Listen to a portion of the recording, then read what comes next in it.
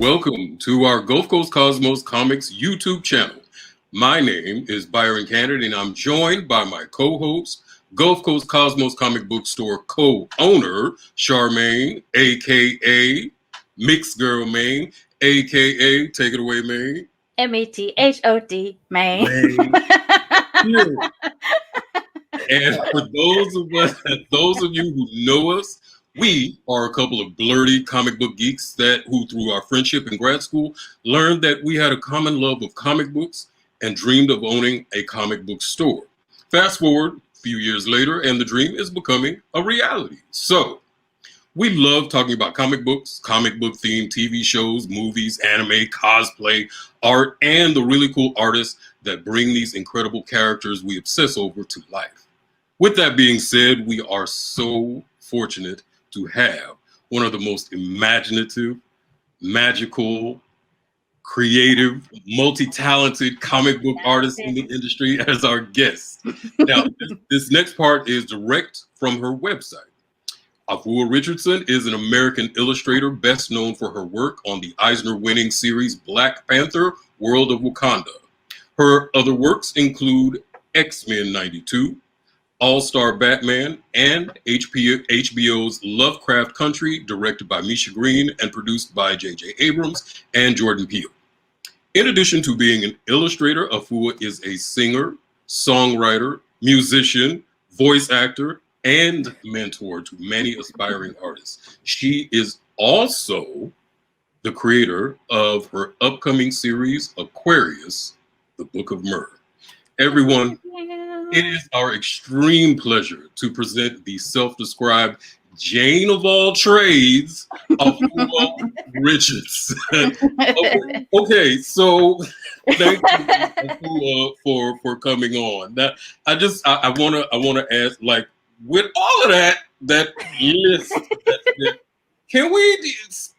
It's gonna have to go from Jane of all trades to Afua of all trades. Can we go there? Can we just simply say Afua of all trades from now on? That's fair. That is fair.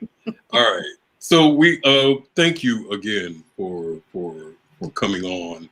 Thank you so much for having me. Yeah, this is great. Manny. Yeah. I mean, okay, so I have questions. I also have fangirl feelings, and I'm all in them. So we're gonna try to get through this without me like being completely stupid. It's late. It's allowed. It's totally fine. Yeah. Right. I'm so excited. I mean, I want to get into Aquarius Book of Mer because that is your personal project and things like that. But what we have access to you through a few other things, so we can kind of talk a little bit about that and then get our way towards Aquarius. I have been down the rabbit hole for you for a while. I listen to your music on the YouTubes and all that kind of stuff too. So I wanted to talk a little bit to like how creative you are and sort of what was your outlet, your first creative outlet that kind of got you down the path that leads you to where you are now creatively. Oh goodness. Let's see. I think singing might have been my first official creative outlet, at least according to my babysitter. You know, when my babysitter would hand me back to my mother at the end of the day, she was like, "You got you a singing baby." I'm just gonna tell you, because anytime the radio is on, she climbs onto the side of the crib, she shimmies herself up, and she starts singing along. She can't even walk, but she's bopping to the music, and I'm like, "Really? That sounds accurate to like today." That's cute. I cook it, and if anyone has come over to my place and watch me cook, I have the radio going and I start dancing and singing like while I'm making the food.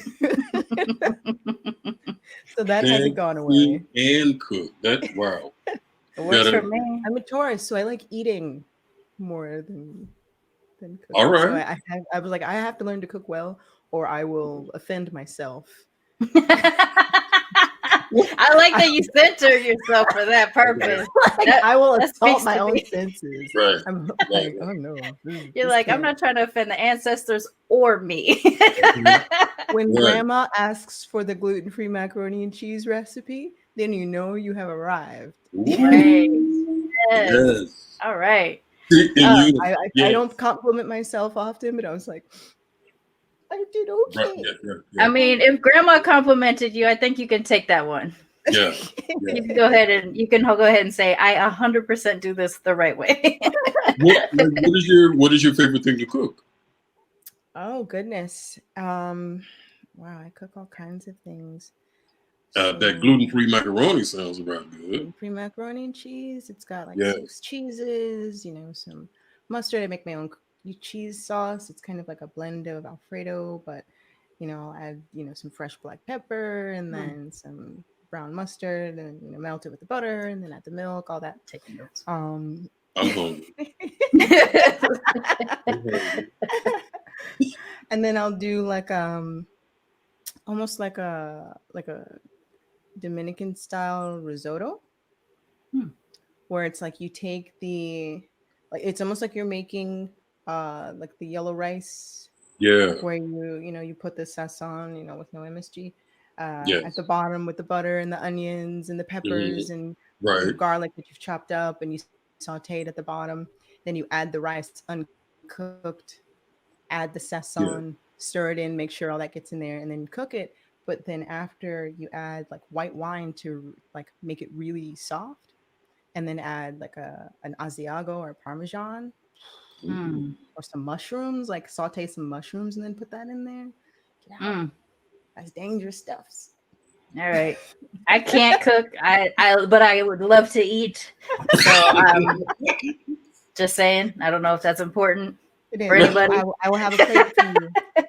You always have a plate at my house. Always. Yes, please. That sounds good as hell.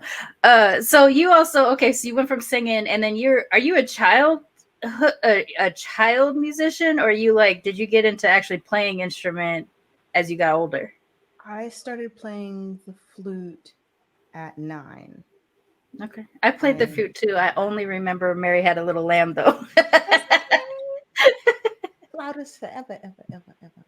I wanted to play like trumpet, but I wound up playing like trombone in band.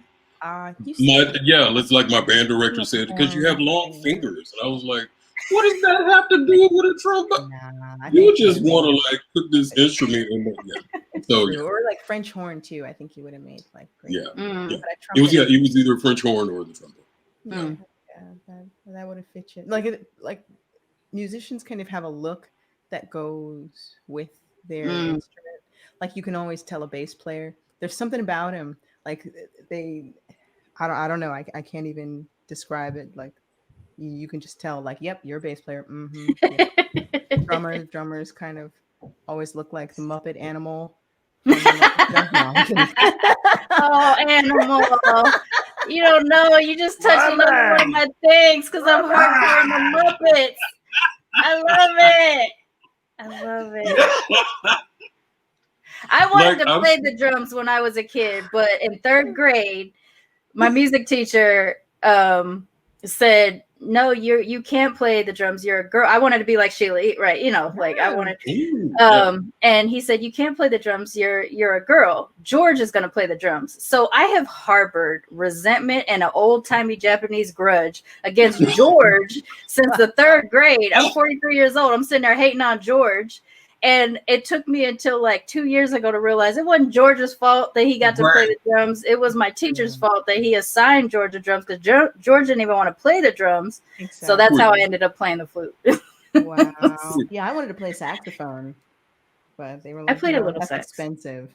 But the fingering is the same. It is different, sure, but it turns out I'm not that great at reed instruments, so I was just like, oh nope, not playing that. Okay, like, I know my strengths. When did you start singing professionally? I mean, out of the crib. Was it like crib? Apart from the crib. Yeah, apart from the crib. We threw up some lights. We sold tickets. I held up a hairbrush. Right. I'm telling you. No. Okay. We got to walk away from this being best friends. I'm sorry. You were going to have some stalking problems after this interview. I'm sorry in advance. I'm sorry. Okay. I forgot the question. I think it had something to do with singing, but I don't remember now. When did I start singing professionally? Okay. Yeah, when I'll go through the quick music journey. So My dad gives me this set of books when I'm 3 years old. The Letter People. It's got a record, some headphones, a book, and there's a show on PBS. So, there was the mixed media really early on. I got that crayon box of 101 crayons, and I was just like, there's Periwinkle. And I was There's Periwinkle. I was like, there's another kind of blue.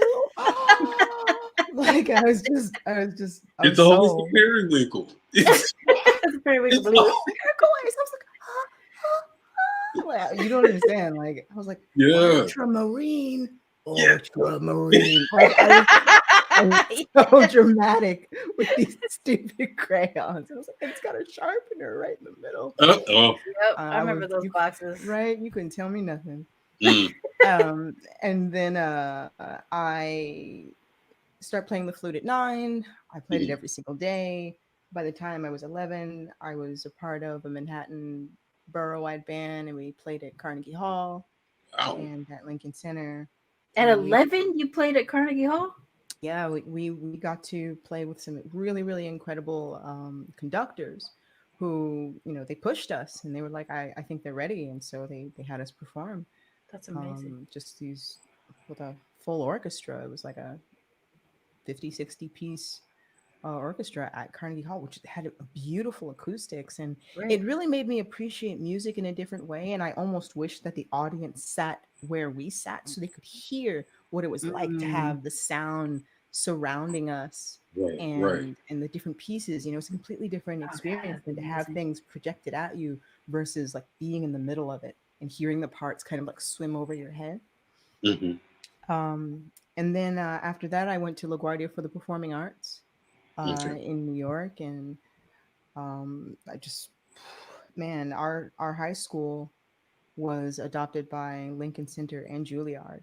So I got to do an undergrad at both of those incredible locations and realized that I did not want to be a classical flautist.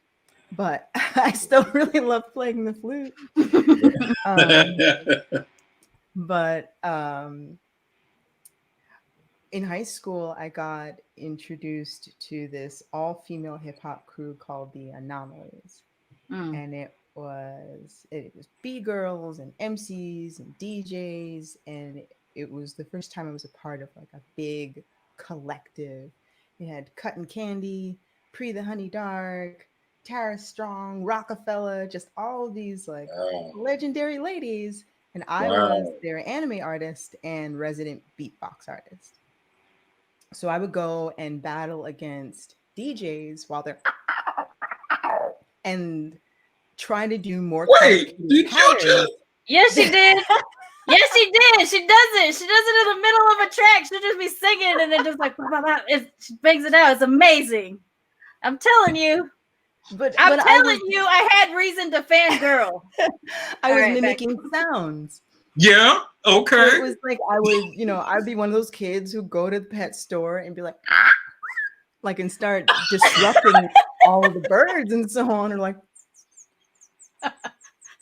and they just start hopping around like, like they just start doing these like crazy noises. All right. And I start talking back to them like, I don't know what I'm saying. I hope I'm not insulting your mom. You are Dr. Doolittle. I am in love. Dr. Doolittle. And I would like feed the ducks in Central Park. They were all in the middle of the pond, and I'd have my bread, and all of us were just kind of standing around the edge, like, oh, well, they're not coming close. And we throw it in the water, and they wouldn't come. And I was like, I got this. And they come. What? Oh, yeah. I didn't know I was invited to dinner. So you are so connected to a lot of like really interesting things. I'm just a dweeb who had too much time on their hands. I love it. And I would read my books, and I do all the sound effects, like yeah.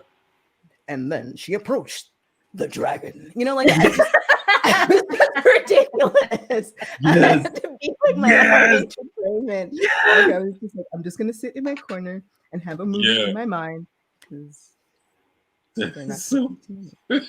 Oh my gosh. I love Uh, it.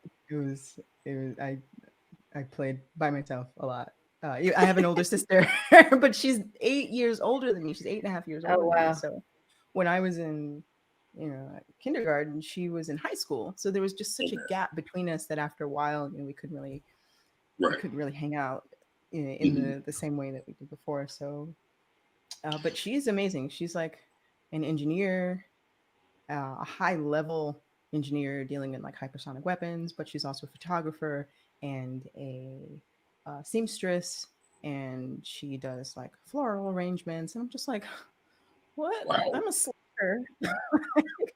I mean, don't count yourself out Okay. because you're busy with all the creative things. I think what is happening is that you just come from a real creative and multi-talented family.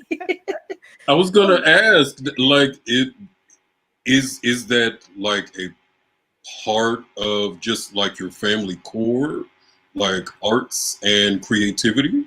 I think I it mean, it is. has to be. I think the sciences and the arts are one and the same for my family. Yes. Okay. Um, my grandfather, who passed away last year, 91, he was a All deacon right. and a member of the Army Corps of Civil Engineers and Mhm. a photographer. And he has this rare photo of Martin Luther King in Tuscaloosa, Alabama, um, when he was 27 years old. Mm, He was one of the only Black forensic photographers in the state. And they would mm. call him out to these different locations. He was a park ranger, he was a Boy Scout leader, and he was actually a Boy Scout leader to my dad. So yeah, That's cool. and so it was just amazing learning about him and his stories and the things that he grew up with. And he had all these brothers and sisters, and they were artists and sculptors, but I didn't really know them. And then on my father's side, that's my mother's father, and then on my father's side, um his mother Anna was a nurse practitioner. But when she was, I want to say, in her like early 30s, maybe in her 20s, she was put into jail for passing the voting test because Mm. you had to recite the entire like Bill of Rights and verbatim. And they had all these Oh questions yeah. like, how many beans are in this jar? And she wrote enough to fill Yeah. them. Right. Yeah. And she passed the test. So they were certain that she cheated. And they put her in jail for 3 years. But they had no female prisons at the time. So she was in a chicken coop outside for No. 3 years. And she still came out, raised 7 kids, became a nurse, bought a house, and so I hear about the things that they went through. And then her great grandfather was Choctaw, and he was a bridge builder, and he would ferry, and a boat builder. He would build canoes, and he would ferry Mm. people back and forth across the Warrior River. So then his uncle was one of the few Black contractors to build bridges and highways, and he was a welder. Mm. So there were a lot Wow. of builders in our family. One of our ancestors, named George Washington Carver, not the same. Mm. No relation. uh, He almost passed out. Byron almost passed out. I was like, no, I no, no, can't no, hear no. anymore. He helped actually build the White House. He was a roofer. He helped build the roof of the White House, fell off the roof, broke his back, and they sent Oh him my back god. home, but they sent him to the wrong place. So he ended up walking all the way back home. Oh my gosh. But I came from some people who were made of some tough stuff, Yeah, you were. and Yes. they faced what they faced, and they were still kind, they were still creative, and they were still excellent. So I was like, okay, you know what? No matter what I'm facing, I'm made out of stuff that You gotta stay on can that path. last. Yeah. So I know my history, but I also know what's possible. So Wow. if I want to be deemed as half as okay, I better be 3 times as good. So that means putting in those repetitions. And Hello. I'm okay with that. Right. I'm okay with that. Like I'm like, all right, I'm not good at this, and that means I have to repeat this the right way, not just Yeah. keep doing it, but find what Right. the right way is, or whatever that path is, and try to innovate. After high school and being a part of that hip hop band, I started being asked to make flyers and business cards but also sing background. Because I could read sheet music, I could get thrown into, I mean, I can't really read it anymore. I haven't really read it in a while, but I would get thrown into all these gigs where they're just like, here's the key, ready, 1, 2, 1, 2, 3, go.